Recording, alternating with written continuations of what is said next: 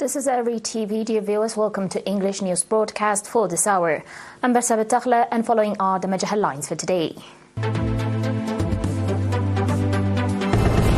Training on social science organized in Sawa. Training on ensuring rights of children and women in the southern region. Hundreds displaced by floods in Kenya and Somalia.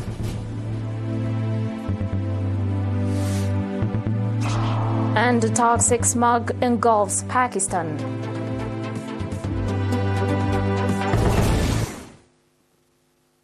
On your domestic reports, the National Union of Eritrean Youth and Students organized social science training program to 376 students of Warsai Kaalo School in Sawa. Speaking at the conclusion event of the training on 25 November, Mr. Salah Ahmeddin, chairman of the union, indicating on the importance of the training, called on the trainees to apply the training they were provided and the implementation of the programs of the union.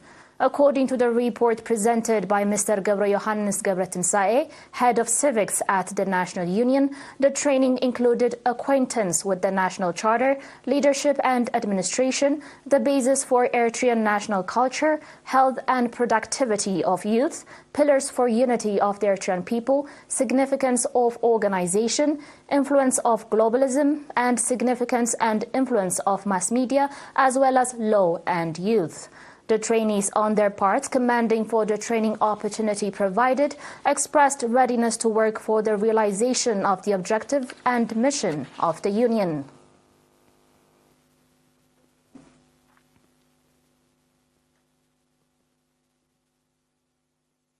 The southern region hosted trainers' training on protecting women's and children's rights and putting an end to harmful practices on 23 and 24 November. The training that was provided to committee representatives for ensuring the rights of children and women from the 12 subzones of the region included the fundamental rights of women and children, the legal ramification of female genital mutilation and underage marriage, and legal accountability.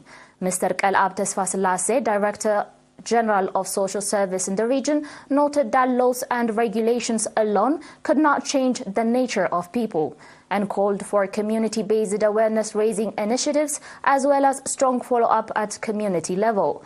The participants, on their part, called for the corrective measures on those that are involved in harmful practices.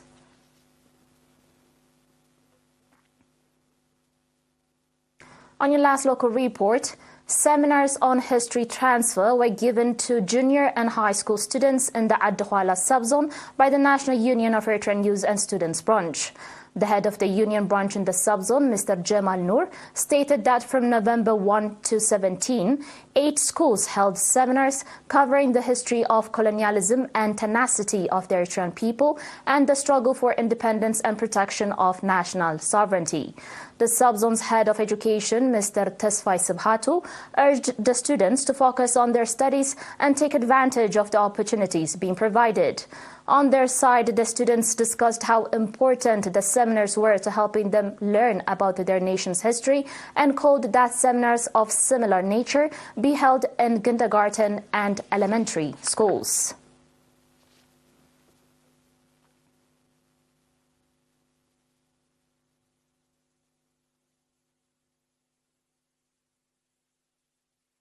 Dear viewers, we will take a quick break, but coming up will be international reports and more. Do stay tuned.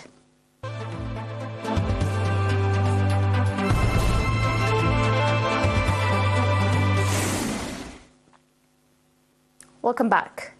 Hundreds of Garzan residents in Kenya's southeastern region were forced to leave their homes after heavy rains caused the Tana River to burst its banks, flooding surrounding villages. Heavy rains linked to the El Niño phenomenon, followed by flash floods, have submerged towns across East Africa, leaving hundreds of thousands of people homeless. In Kenya, the death toll from the flood stood at 71, according to the latest figures from the Kenya National Disaster Operation. The number of people killed by floods from heavy rains in Somalia has also climbed to 96, state news agency SONA said on Saturday.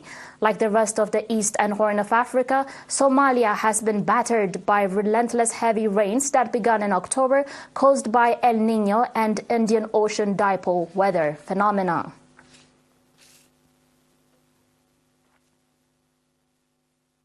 On your final report, today, November 28, toxic smog engulfed Lahore as Pakistan's second-largest city topped the list of the world's most polluted cities for the third day. The city held today the top spot on a real-time list of the world's most polluted cities with an air quality index of 324. This is according to the Swiss group Index Quality Air, which categorized the air quality as hazardous. Smog was also visible in Karachi, which was ranked the world's second most polluted city. An air quality index between 101 and 200 is considered unhealthy, particularly for sensitive groups, while an index between 201 and 300 is said to be very unhealthy, and above 300 is hazardous. Dear viewers, and now a very quick recap of the major headlines.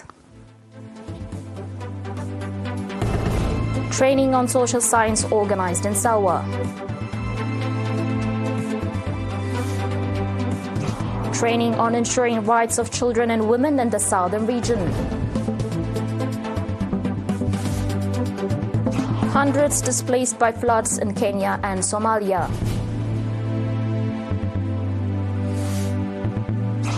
And toxic smog engulfs Pakistan.